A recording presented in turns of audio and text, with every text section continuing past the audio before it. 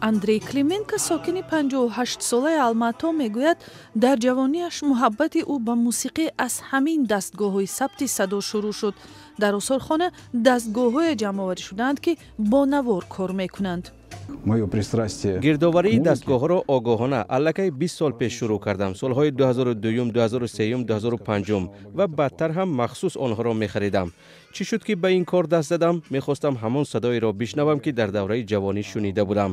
баъд замона дигар шуду ҳама худи ман ҳам ба дастгоҳҳои барқӣ гузаштем. магнитофонҳо барои насли солҳои 1970-80 даричае ба ҷаҳони мусиқии пешрафтаи ғарбӣ буд ки мухлисонашро дар паҳнои шӯравӣ бо кору эҷоди Майкл Ҷексон, Боб Марли, Ҷон Леннону дигарҳо ошно мекард. ин аввалин магнитофони стереофонии сохти шӯравӣ бо номи Яуза 10 ҳаст ки баландгӯякҳои худро дорад. ман онро баъд аз интизориҳои зиёд дар як музояда харидам. харидани чунин дастгоҳҳо дар фурӯшгоҳҳои шӯравӣ ғайриимкон буд, вале мардум аз бозори сиёҳу даст ба даст бо пули калон соҳиби он мешуданд.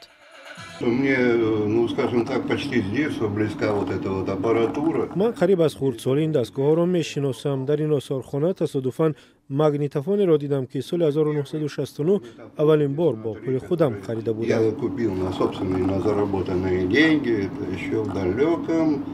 Где-то в 1969 году. Их невозможно было официально где-то достать. Но мусиқиеро гӯш мекарданд ки дар телевизиону радио садо намедод ва ё дар пластинкаҳои мелодия нашр намешуд. мусиқиеро ки гӯш карданаш манъ буд. гӯш мекарданд мусиқии хориҷӣ, аврупоӣ, амрикоӣ, англисӣ, хулоса мусиқии ғарбиро. Имел функцию записи. То есть можно было записать с пластинки. клименко мегӯяд барои дидани осорхонааш ҷавонон зиёд меоянд, чун мехоҳанд бо чашми худ дастгоҳҳои сабту пахши мусиқии пешинаро бубинанд. Наше поколение, оно было достаточно всеядное. Не потому что насли мо ташнаи ҳама чиз буд. масалан ҷавонҳои имрӯза як самтро интихоб мекунанд.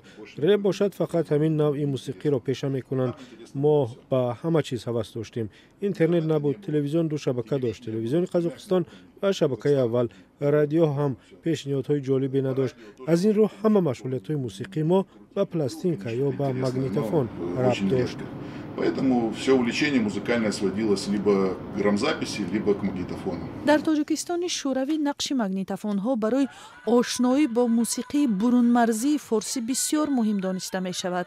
аввалин сабти оҳангҳои улгӯҳои мусиқии афғонистону эрон ба мисли аҳмадзоҳиру ҳойдаву гугушу дигарҳо маҳз бо ёрии наворҳои савтӣ ё касетаҳо ба тоҷикистон роҳ ёфта барои мардуми тоҷик ҷаҳони наверо боз намуданд.